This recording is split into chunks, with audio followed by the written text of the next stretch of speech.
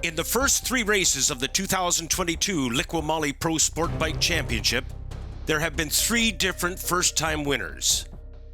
First, it was Trevor Dion, then David MacKay at Grand Bend Motorplex. While last race here at Calabogie Motorsports Park, it was Elliot Vieira securing his first ever national victory in dramatic fashion. Today, in race 4, will we finally have a repeat winner?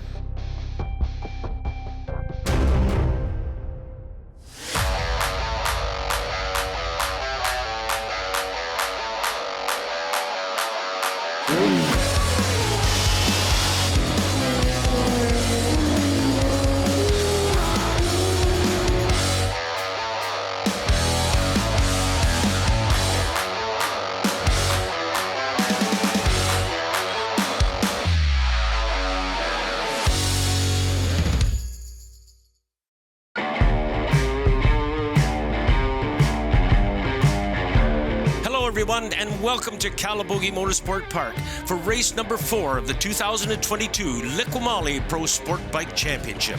Kawasaki's Trevor Dion currently leads the point standings by 9 points over Yamaha's Elliot Vieira. As Liqui Moly presents the 2022 Pro Sport Bike Championships, brought to you in part by Joe Rocket, Importation Thibault, and Goderich Toyota. Warm-up lap for the sport bikes. Liqui Moly strongly supporting this class for the last few years here in Canada, and greatly appreciating their support, Colin. Yeah, and it's an interesting situation here where we have the top guns already separated from the rest of the field. Dion, MacKay, and Vieira making up the front row. And we see this as the season progresses, where the guys atop the standings tend to always be fast at whatever track it is. But this year, it's happening very early as we look at the rest of our top 10, including Pascal Bastien at the back there on his new R6. He was one of our top amateur racers last season. And now as we watch the riders coming out of that final corner and taking their positions on the starting grid, we'll check in with our Dunlop pit reporter, Hannah Streak. Thanks, guys. Elliot Vieira had his first pro sport bike win in the first race of this doubleheader round here at Calabogie Motorsports Park. He's currently in second place, only 9 points back. With a dramatic last lap pass on Trevor Dion in race 1, he's looking for the same here in race 2. Back to you. Thanks for that, Hannah. Now we look to the Bickles starting lights. The lights are starting to come on. We have between a 1 and a 5 second gap there before those lights go off, and it's a long one this time. The lights are off, and it looked to me like David MacKay's got that Kawasaki out front. Oh yeah, MacKay gets a whole shot on this one. Look at the lead he's got already. I'm going to give him 8-10 bike lengths going into 1. Looks like Dion may have decided to give up a couple of spots just in case his anticipation on the line might have given him a jump start. Inside there of Vieira. Vieira fighting back now and has made the pass. Vieira now passing back into second spot, and Dion did not give that up easily, and he's not going to be satisfied with that at all. Vieira now moving up on MacKay, and now here comes Dion moving on MacKay. David MacKay sitting duck there as Vieira definitely got by, and Dion did as well. Last minute move by Dion tucks him into second spot.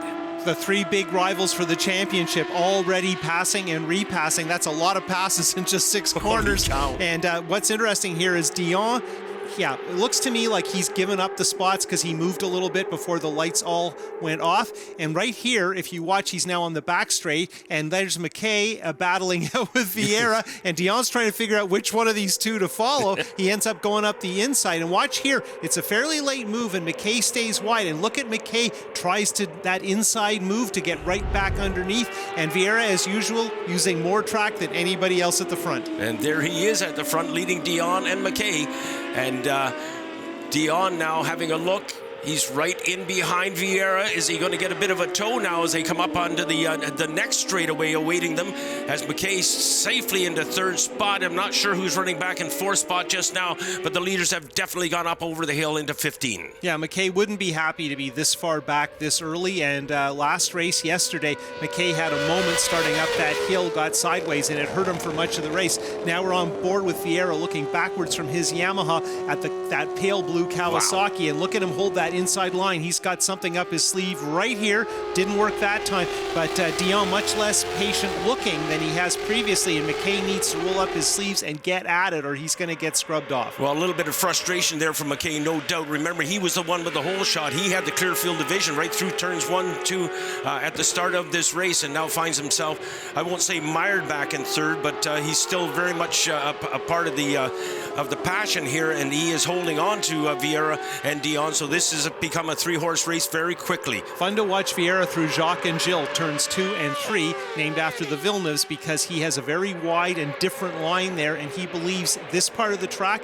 the straight and then this hard braking area, it sets him up for a different approach, and through here he is wider usually than anyone else. That time Dion started off on the Elliot Vieira line and then ducked down tight, probably hoping that maybe there'd be a little mistake from the Yamaha rider, and Vieira and Dion really went at each other yesterday, and I think there might be a little bit of bad feeling between the two. If you remember, Dion got a little frustrated and made a couple of pretty aggressive moves in this section of the track. And he was not happy after the race, much unlike Elliot Vieira, who was absolutely delighted to have won his first national championship here, and he has suffered through a number of problems. He's had a goodly number of problems throughout his career here in Canada, and now these two are starting to get some serious distance on MacKay. I'm going to give them about 15, maybe as much as 20 bike lengths on David MacKay. Yesterday when Michael Leon was talking about this particular group of riders, he mentioned how MacKay can't afford to get caught in any mistakes because he crashed out of the lead at round 1 at Grand Bend. And again, here's MacKay maybe being a little careful early in the race, make sure the tires have come all the way in. And I don't think he's lost any more ground, but unfortunately the pace is so aggressive at the front. And look at how far ahead they are, and that's Philippe Massé, who is expected to be a contender for the lead, and he is getting moved to the midfield, as we'll be right back on TSN. Closed captioning of the 2022 Liqui Moly Pro Sport Bike Championships is brought to you in part by Pro Cycle, Revs for Reps, CSBK's official charity, Traction Heavy Duty Parts, and AIM Insurance. We are working lap number 3 of this national championship race, and it is Elliot Vieira on the Snow City sponsored cycle Yamaha, who's leading Trevor Dion. Dion's got a sponsorship from LDS Consulting, and they are solidly behind this young man, and he is paying them back big time as he moves now to the inside of Vieira. What a beautiful move that was. Well executed. Dion has got him this time.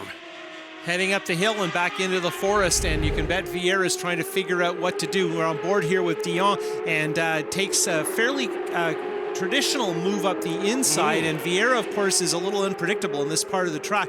Normally, you'd be wondering if Vieira might be trying to duck back under, but Dion doesn't really give him enough room, so that was a nice pass and not too much back and forth the way these two did yesterday. And of course, back and forth between first and second is what MacKay needs right now, so he can close the gap. If they fight too much, that really helps MacKay. And I think it is helping MacKay, Colin. As a matter of fact, last time through this section of the race course, he was much further behind, and now seems to be closing on Vieira, as Dion, if anything, has extended his lead somewhat. And you can see Vieira swinging out wide, which is kind of typical for how he approaches things. But what I would like to mention, Frank, is you look at the distance Vieira is out of the lead in second place. That looks like it would take some time to make up. Yesterday, he was making up that gap in like half a lap. He was very ambitious and successful in those ambitions. We start on lap number 4 now as the riders go in through the kink, turn number 1. And yeah, MacKay is all of a sudden, he is very much a part of this conversation, where just a half a lap ago he was back 10 bike lengths. Now he is virtually on Vieira. And Vieira swinging out wide through turn 2, and he uses that move to try and set himself up for the slipstream here. This time he looked on the far side, which is a little bit unusual. I don't think he's going to... Well, look at how close he got. That odd line of his does seem to yield dividends in this sequence of the track, and we've seen Vieira. Yesterday, it looked like it might be a mistake. Today, it looks like it's good thinking. Indeed. I thought he would want to follow directly in Dion's wheel tracks, and instead of moving out just a bit and trying to push a little bit of air there, where Dion could possibly give him a bit of a tow if he stays right in behind him. Well, we saw last year with our Class King Tremblay, who is not in this this division this year that Elliot didn't feel the need to follow Tremblay. He tried different things, never was in Tremblay's wheel tracks, and I think that tells you about A, the confidence of Vieira, and B, the fact that he just doesn't do it the same way as most of the other guys at the front.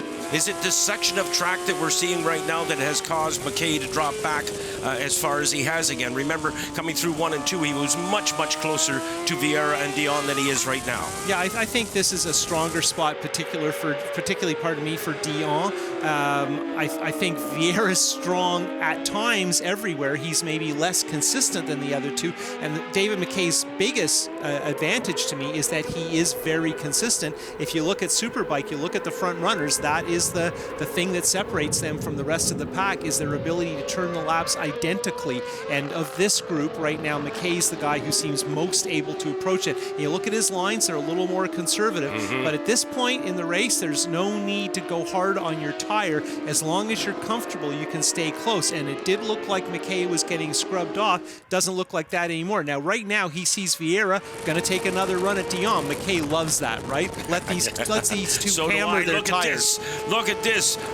MacKay likes it, so does Frank Wood, as Vieira has gone into the race lead. Nice move by Elliot Vieira, as once again we shuffle the deck up front. Dion now starts coming back. And can't quite get it done. And there, Frank, that's Vieira's wide line. It looks like there's a gap there, but he's carrying a ton of speed. But now I think Vieira's a sitting duck. Hopefully Dion gets in the slipstream, makes something work, and MacKay, of course, enjoying this from a very close vantage. Yeehaw. Well, consistency you spoke of also, I'm suggesting that David MacKay could do with a bit of patience. He's got to wait for his opportunities should they arise. The last thing he wants to do, of course, this early in the season is put that thing on its side. Well, this end of this race, we will be halfway through the season, so these points are getting important. We'll be back with more points race battles on TSN.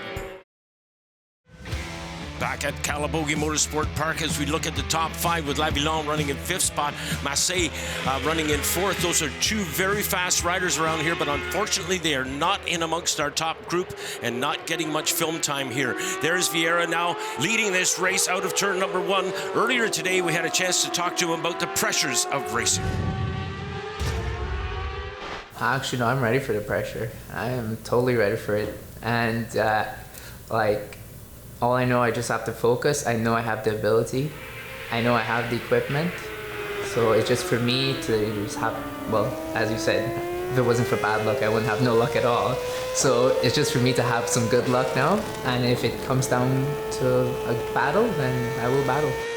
This is certainly a battle. What a fight we have at the front between our 3 young title contenders. Vieira on the Yamaha, holding off the very determined efforts of Dion. The inside of Vieira. Look at this. He squeezes him off the line. Actually, that's his racing line anyway, so there would have been a hole there, I reckon. But Dion, what a masterful move by that young man. Yeah, Vieira needs to have ultimate pace on the turn-in because he leaves the door open by being so wide on the entrance. And that time Dion was ready. I think he had that move shopped. And look at how close Vieira is on the very fast turn 1. But once again, Vieira never holds the line of the leader, and MacKay is right in there now. Yes, MacKay looking to the outside there. He is very much a part of this conversation for sure. He is all over Vieira now, running in 3rd spot. And this is the patience I talked about earlier in this race, Juan. We're working lap number 7 of 10 with 3 laps left to go. MacKay, I think, is starting to show his intentions. Have a look at Vieira on the inside of Dion to the carousel. Oh, beauty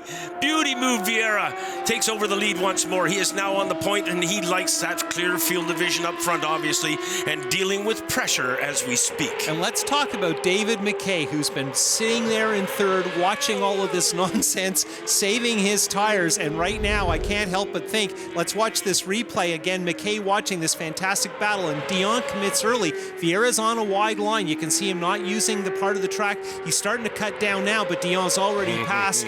Vieira hesitated this just for a second. Didn't really affect him. A really solid pass, but he really shows the different riding styles. But now we go on with Vieira. We've talked about how fast he is through turns 2 and 3. And again, not really slipstreaming, just whistles up the inside into turn 5 on the brakes, and then doesn't leave the door quite far enough open, but again, I'm kind of watching MacKay out of sight in third, thinking maybe he's the guy who has the tires at the end of this race, which is not far away. You know what I think? Pressure be darned. These guys are just out having fun. I would wager that Vieira probably has a bit of a smirk on his face. He's still using that inner fire that he developed here yesterday, scoring his first national championship victory, and you know that he does a huge boost for the ego. However, he's about to have his ego shunted back again as Dion to the inside once more. Picture perfect. Same as last lap. Yeah, it wasn't the same, Frank, because this time Dion had the door open because Vieira had a slight slide at the top of the hill. It was a very small thing, but Dion would have seen it. He was getting ready to pounce, and that made the move that little bit easier. But what's crazy is Vieira will come back immediately. That is just how he deals with things. Look at that. He never uses the following line, and now he's awesome right here. He's setting up that crazy wide line that he depends on that's going to play out, well, not as aggressively as usual, and we're 2 turns away from where Vieira normally exploits that speed, and we'll see what happens. Again, MacKay a little bit closer again. 2 laps to go. A number of times we've mentioned how Vieira's watching Dion, how Dion's watching Vieira. MacKay has got the best seat in the house. He's watching both of these antics up front and hoping to take full advantage of it later in this race. When you get in front, you're always hoping somehow you can pull away, you can make some things happen, not make any mistakes, demotivate the guy behind. If you're Dion, you know these guys are on top. If you can hear right now Vieira trying you Vieira on the inside. Again. Vieira to the inside. Man, did they make contact there? It looked like Dion had to stand it up and get the heck out of the way as Vieira again has gone into the race lead. And we saw a bit of that yesterday, and we know Dion did not appreciate that kind of riding. I don't know if there was contact, but man, it was close, and that was a last lap type pass. And I'd like to point out we're not on the last lap yet, so gloves are off, and you can bet everybody in the first 2 positions is quite annoyed as I continue to wonder what MacKay's capable of, and we'll be back to see in just a minute on TSN.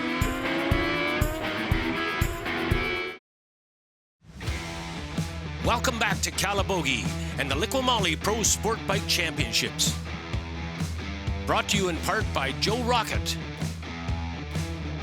Importation Thibault, and Goderich Toyota.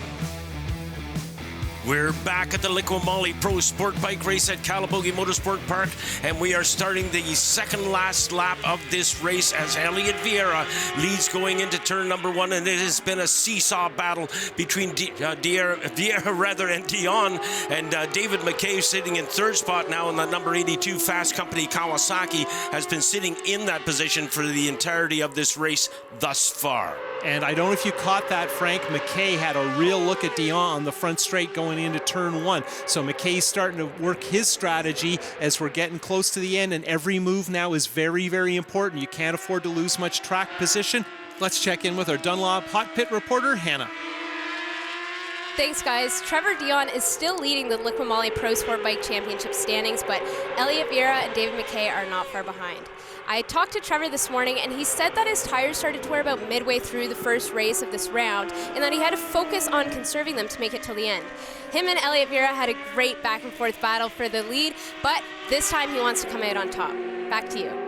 And pleased we are to be back. Thank you for that, Hannah, as we pick up once more on this incredible action up front. 3 riders, and who's going to win this race? It has yet to be seen, obviously, but Vieira getting a little bit of distance now as we work the last 2 laps, Colin. Well, a few years ago, if we had a battle like this for the lead, you'd be suspicious the guy in 4th might be the person who's going to win. We had that play out at Canadian Tire Motorsport Park a couple of times. Oh, big moment there for Vieira out of the seat, and it killed his drive, so that got Dion and maybe MacKay by. I think so. That could be crucial. What the heck happened there? He just lost traction. He just about got thrown right out of the saddle, but the definite benefit for Dion, and I'm thinking that perhaps David MacKay may reap benefits from this as well. Unfortunately, no. MacKay couldn't quite make the move work, and looks to the inside. Now he's making it work. Side by side they are coming out of turn 19 up the hill. David MacKay's got the advantage now as they go into turn number 20 and onto the front straightaway. They'll break the beam on the front straightaway. They will also see the last lap flag. This is it. One more go round. 1 lap to go. A day ago, when we were in exactly the same position, and Vieira was in second at about the same distance as MacKay, Vieira made it up in half a lap. The question is, what does David MacKay have up his sleeve? Does he have an ace? Does he have a move? All of this time following, has it provided an opportunity? Does he see something that he can utilize against these guys who haven't watched MacKay at all? Right. Very good point. Coming out of one that time, Vieira again right up on the concrete on the edge of the asphalt there as he watched David MacKay on a more traditional racing line. Yeah, MacKay, you can kind of see splitting the difference between the two more aggressive riders. Of course, Elliot Vieira could write the book on aggressive riding. He has been a one-man band of entertainment so far during this weekend here at Calabogie. But boy, Dion looks to be doing everything right. We're on board with Dion's Kawasaki. Looking back, and remind Frank that this is a wide-angle lens, right? So those guys are much closer than you think. And heading into this next section, Dion will hear MacKay behind him. Kawasaki's are similar, but not the same, and he'll get that engine note and know he has no room to breathe. Lots of pressure on Dion here, and remember, each of these guys has won a race so far this season. MacKay has got to have something up his sleeve if he's going to pull this one off. Now, he is closing up. I don't know if that's wishful thinking or not, because it looked like Dion had this thing in hand, but I'm not quite so sure about that now, as MacKay has definitely got my attention, and he is right on Dion now. This may be a very exciting last few turns here as they go up over the hill and into 15. Dion being a little bit careful, maybe blocking just a wee bit, and MacKay has taken complete advantage. Indeed he has. MacKay now trying to close up. This could be the move. Down into 15 they go. To the inside goes MacKay. He has a race lead. He has taken it away. MacKay has picked his pocket right out of the back pocket of Dion. The race win has been taken from him. And MacKay now scores his second national championship race in 2022. Wow. Who would have predicted that? And I don't know what happened to Vieira, but he is way back, so he had some more adventures that we didn't catch. But what an incredible effort there. I thought Dion had it won with a lap to go. Dion was being maybe a little bit conservative on those final few turns. That move that MacKay made on Dion was a very close move, and MacKay was ready when the time came, and I think Dion didn't so much make a mistake, it's just hesitate just a tiny bit because he wasn't happy with his line. And there you can see David MacKay, who showed what happens when you're smart and you take your time and you weigh your chances. Colin, perhaps you could run down the top 8 for us. Well, let's mention Philippe Massé, who is a good 4th. Brad MacKay, our rookie pro, in 5th. Connor Campbell, a strong result, climbing the ranks late in the race. Here's Frank in the winner's circle. We have caught up with David MacKay as he has scored his second national championship win of the 2022 season in the Liqui Moly Pro Sport Bike class, and he is excitedly taking his helmet off. Congratulations, young man. Thank you so much. What an amazing race, just start to finish, just non-stop action. Well, I was watching you back in 3rd place, David, and I said to the folks, I shouldn't show any prejudice, but I think he's in a good spot to win this race. If I was a betting man, I'd be putting some money on you. Thanks a lot. You know what? Yesterday we did the same thing. It didn't quite pay off yesterday. We had a good race, but today we stayed patient. We watched. We knew where we were strong and where they weren't as strong, and we pounced at the end and we came out on top. It's amazing. What the heck happened on that last lap? Because when you guys came around the previous lap, Dion had what appeared to be an insurmountable lead. Yeah, you know what? It was just, I think it was a last lap of nerves all around. Everybody was just trying to push. The bikes were sliding around. It's hot and greasy out. I don't think there was no major mistakes, but it was just little things, somebody going a little too wide, somebody else sneaking underneath, and I just saw my opportunity and I grabbed it. Looking at our point standings, not much to choose between the 3 new superstars of Liqui Moly Pro Sport Bike, and if we look at 8th place, Will Hornblower, our former champion, was not here, so he's dropping down the standings after 4 of 8 races. We've had some incredible racing in the Liqui Moly Pro Sport Bike class this year, and we're hoping that continues as we head down to Shubenacadie next time. On behalf of the entire CSBK crew, thanks for watching.